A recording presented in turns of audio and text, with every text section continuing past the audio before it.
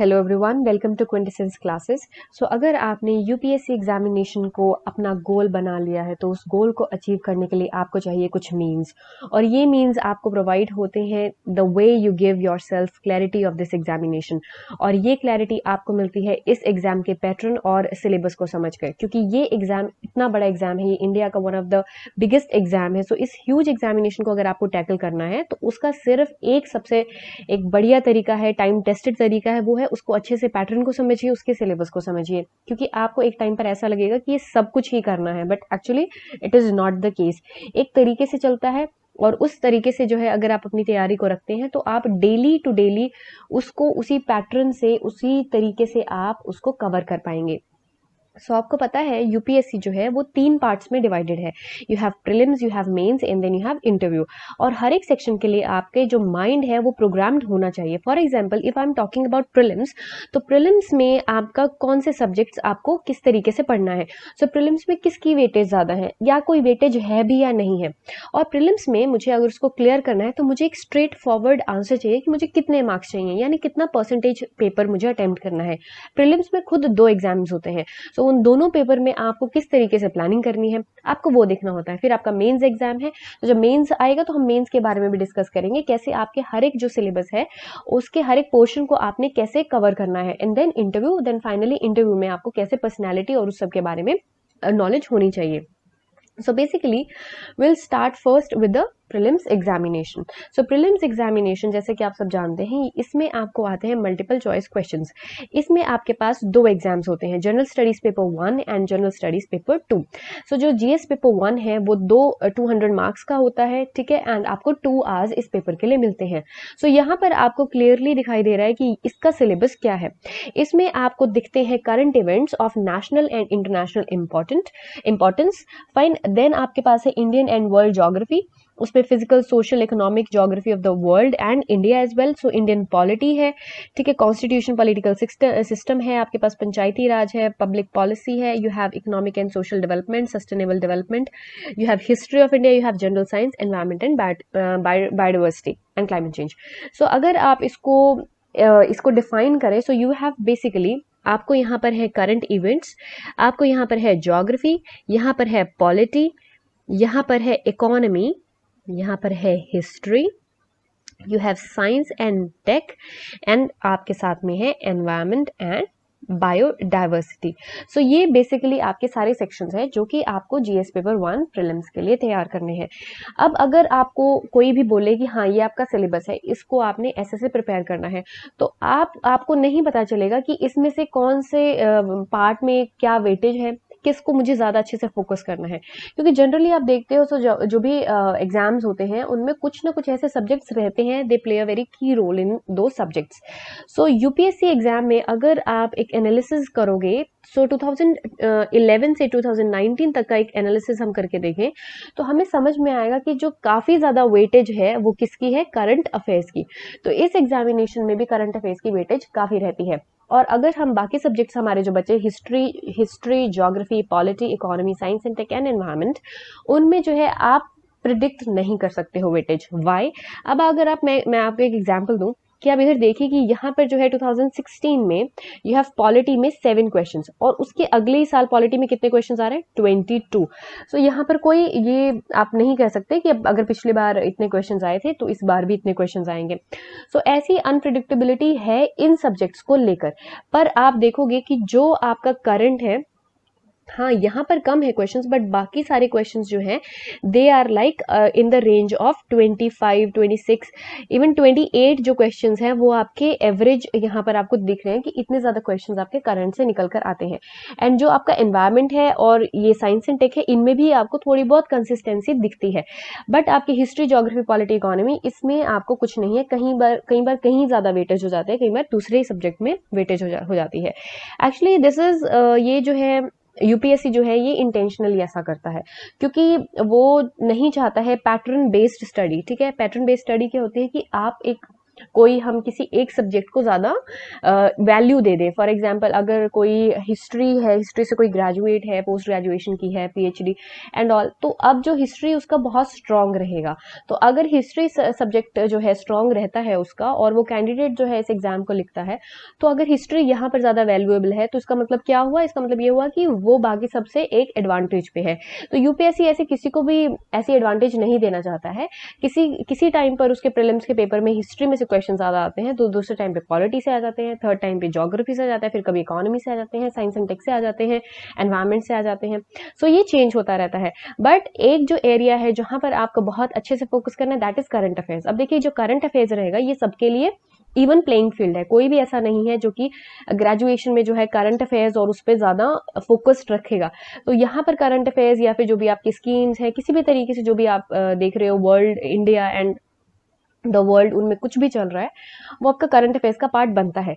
तो अगर हम इस बार से भी समझने की कोशिश करें, जो आपको चार्ट दिख रहा है, सो इसमें आपको दिख रहा है कि आप यहाँ पर करंट अफेयर्स है, it has kind of good percentage, fine. बाकी सारे सब्जेक्ट्स में कभी आपको कोई ज्यादा दिखता है। तो अगर इफ आई से कि आपके जो ये सब्जेक्ट्स हैं, for example you have history, जैसे यहाँ पे history, then geography, then polity, economy, science and tech, and then you have environment. तो ये जो आपके सब्जेक्ट्स हुए, these are like 6 subjects, fine. And in 6 subjects में से आप मान लीजिए 12 क्वेश्चंस आपने सबके लगा लिए, that average you will get 12 questions. So now 12 into 6 you will get 72. So these are the 72 questions that you are getting from these 6 subjects. So बाकी मैंने आपको पहले ही बताया कि एवरेज उसकी कहाँ तक जा रही है करंट अफेयर्स की, इट गोस अप टिल जो है 25, 26, कई बार 28 बन जाती है, क्योंकि यहीं पर अबव 25 वहां पर आपके करंट अफेयर्स पूछे जा रहे हैं। So if you add like 28 यहाँ पर आप ऐड करते हो तो यू गेट 100 क्वेश्चंस। तो आपको 100 क्वेश्चंस आएंगे 2-2 मार्क्स के प्रीलिम्स के जीएस पेपर 1 में, फाइन। अब आप देखिए, अब ये जो है हमने 12 क्वेश्चंस लगाया, so this is about the percentage that कि जो भी आपके सब्जेक्ट्स पढ़ रहे हो आप, उनमें ऐसा कुछ नहीं है कि आपको हिस्ट्री ज्यादा अच्छे से पढ़ना है, ज्योग्राफी ज्यादा अच्छे से पढ़ना है, पॉलिटी पढ़ लोगे तो प्रीलिम्स हो जाएगा, ऐसा कुछ नहीं है। पैटर्न बेस्ड स्टडी जो है यहाँ पर नहीं है, प्रीलिम्स में वो नहीं चलती है। आपको हर एक सब्जेक्ट को इक्वल वेटेज यहाँ पर देकर पढ़ना है, क्योंकि अगर आप कहीं पे, अगर आप एनवायरमेंट एंड बायोडाइवर्सिटी भी पढ़ते हो, तो वहां पर भी अगर कोई न्यू स्पीशीज के बारे में पता चला है या फिर कोई एंडेंजर्ड स्पीशीज है, वो सब आपको पढ़ना ही पड़ेगा। वहां पर कहीं ना कहीं आपको कुछ ना कुछ क्वेश्चन मिलने वाला है। सो ये सब बातें होगी इसकी कि आपको कितने ज्यादा सब्जेक्ट्स को कैसे पढ़ना है। सो यहाँ पर ऐसा नहीं है कि कोई भी आप बैकग्राउंड से आए हैं, यहाँ पर आपको एक इवन प्लेइंग फील्ड मिलता है। देन अगर हम सब्जेक्ट वाइज बात करें, तो अगर हम हिस्ट्री की बात करें, तो हिस्ट्री में किसकी ज्यादा आपको लगता है कि वेटेज रहती है, वो है मॉडर्न हिस्ट्री। मॉडर्न हिस्ट्री से सबसे ज्यादा क्वेश्चंस यहाँ पर बनते हैं। एंड अभी रिसेंटली था जो मिडिवल हिस्ट्री थी, वहां से ज्यादा क्वेश्चंस नहीं आ रहे थे, बट अब वो पैटर्न भी चेंज हो गया, मिडिवल हिस्ट्री से भी क्वेश्चंस आने लगे हैं, एंशिएंट से तो आते ही हैं। सो ऐसा कुछ भी आप यूपीएससी के इन सब्जेक्ट्स में ऐसा मत मानिए। देखिए, आपको मेंस के लिए तो सब सब्जेक्ट्स तैयार करने ही है, तो आप वही सोच के कीजिए। अगर आपको किसी सब्जेक्ट से डर लगता है तो उससे आपको क्या करना है, उसका सिलेबस पढ़ना है। और अगर आपको कहीं पे हेल्प अवेलेबल है, आपके कोई टीचर है, उनसे आप कांटेक्ट कीजिए और उस सब्जेक्ट को भी अच्छा कीजिए। अगर आप कोई सब्जेक्ट छोड़ते हो तो it is definitely a negative point for you, क्योंकि आपको नहीं पता है प्रीलिम्स में किस सब्जेक्ट से कितने क्वेश्चंस आने वाले हैं। But one thing that you can be sure of is the current affairs. आपको करंट अफेयर्स बहुत ही अच्छे से इस एग्जाम में प्रिपेयर करने हैं। यहाँ पर क्या, ये कोई भी एग्जाम जो होता है उसमें करंट का जो रहता है वो बहुत ही एक आपको पता है कि बहुत इंपॉर्टेंट रोल ये प्ले करता है। तो ये यहाँ पे भी प्ले करता है, बिकॉज अगर आप एक आईएएस ऑफिसर बनने जा रहे हैं, तो अगर आपको सिचुएशन ही नहीं पता होगा कि अभी आपकी कंट्री में चल क्या रहा है, तो how you would be able to deal with the situations, how you will be able to solve the problems, because at the end you will be a policy maker, and a policy maker is nothing but a solution provider. आपको कोई issue दिख रहा है, वहां पर आपको कोई solution provide करना है। सो इस तरीके से current affairs is very important in this exam. So उसको आपने फोकस में रखना है। फाइन। सो अगर हम बात करते हैं कि आपको कितने एवरेज मार्क्स चाहिए इसमें, तो on the safer side it should be around like 100 to 125 marks. अगर आप जनरल कैटेगरी से हैं तो यहाँ पर आपको ये लेना बनता है, इतना आपने अपना सेफ साइड रखना है। तो इसमें अगर मैं बात कर रही हूँ कि जैसे ये भी 200 मार्क्स का है एंड ये भी 200 मार्क्स का है, जो हम जीएस पेपर 2 है हम उसकी भी बात करेंगे अभी आगे, बट अभी हम जीएस पेपर 1 की ही बात करें तो ये आपका 200 मार्क्स का है। यहाँ पर आपको 100 क्वेश्चंस आते हैं, 2 marks each. Fine, 2 marks each होता है एंड आपको फिर नेगेटिव मार्किंग भी है। 1/3 of this marks allotted to this, तो 1/3 है of this marks, 1/3 of 2 is 0.66 marks जो है आपके नेगेटिव मार्किंग में डिडक्ट होंगे। सो अगर आपने 100 या 125 का टारगेट रखना है तो बच्चे क्या सोच सकते हैं दैट 100 क्वेश्चंस में से मुझे कितने अटेम्प्ट करने हैं, 60 क्वेश्चंस। ठीक है, मैं 60 क्वेश्चंस अटेम्प्ट कर लूं और उसके बाद में मेरा कितना बन जाएगा, इट इज लाइक 120। ठीक है, I am in the safe zone, but it is not the point. अगर आप 60 कर रहे हो तो आप इसको भी जान लीजिए कि आपके 10 to 15 क्वेश्चंस जो है वो रॉन्ग भी होने वाले हैं। फाइन, क्योंकि वहां पर जो है कई बार एग्जाम का प्रेशर रहता है, कुछ भी हो जाता है, उस टाइम पर आप जो है अपना परसेंटेज जो है वहां पर ऐसे मत सोच के चलिए कि अगर आपने 60 क्वेश्चंस वहां पर आप लगा कर आए हो तो you are on the safe side, because आपने तो सारे सही क्वेश्चन से लगाए होंगे। कहीं ना कहीं हमें कई बार क्वेश्चन पढ़ने में गलती हो जाती है, हम प्रेशर में रहते हैं एग्जामिनेशन सेंटर में, तो हम जो है कुछ ऐसी गलती कर बैठते हैं। तो आपने वो नहीं करना है कि मुझे 60 क्वेश्चन ही अटेम्प्ट करने हैं, आपने करने हैं 80 क्वेश्चंस। ठीक है, so this is the way you will go about this exam. So GS paper 1 में आपने अराउंड 80 क्वेश्चंस, इससे आप ज्यादा अटेम्प्ट कर सकते हो if you are confident, but 80 you have to do.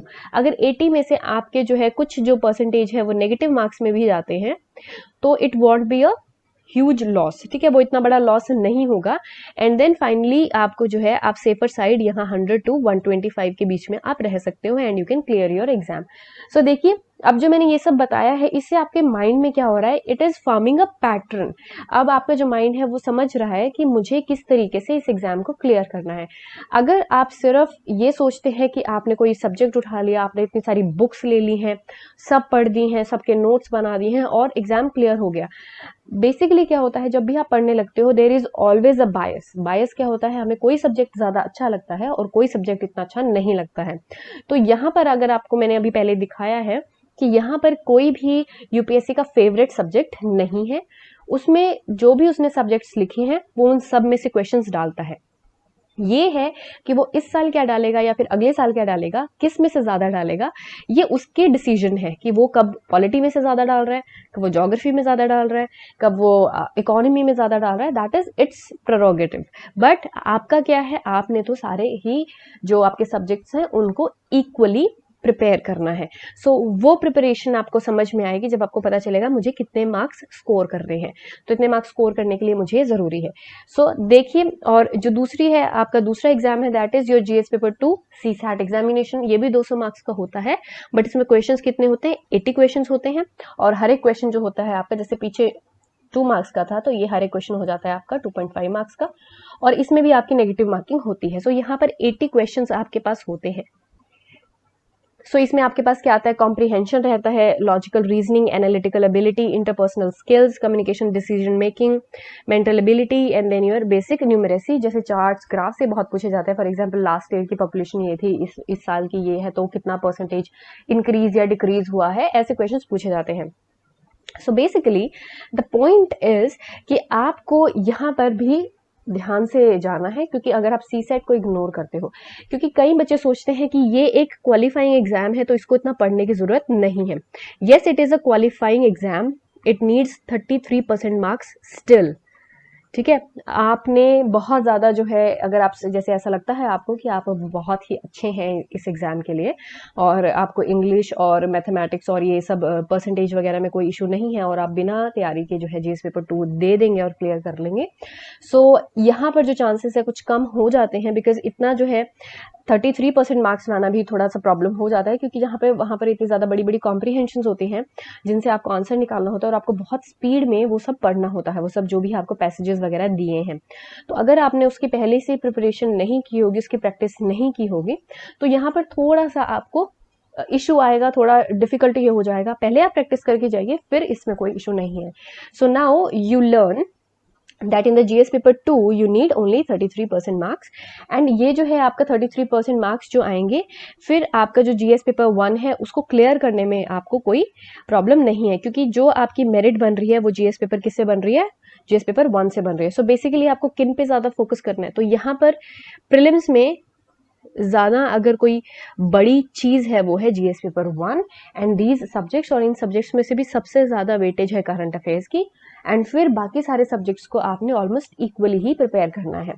And so इस तरीके से आपको ये चलना है, एंड GS पेपर 1 को इस तरीके से क्लियर करना है, जो कि आपका एक्चुअल में ये पेपर निकालेगा। सो आपका प्रीलिम्स पेपर ऐसे क्लियर होगा, इस तरीके से आपने उसका पैटर्न बनाना है, एंड फिर आपने हर रोज जो है हर एक सब्जेक्ट को कवर करना है, हर एक सब्जेक्ट को थोड़ा टाइम देना है, सिर्फ एक ही सब्जेक्ट के लिए नहीं जाना है।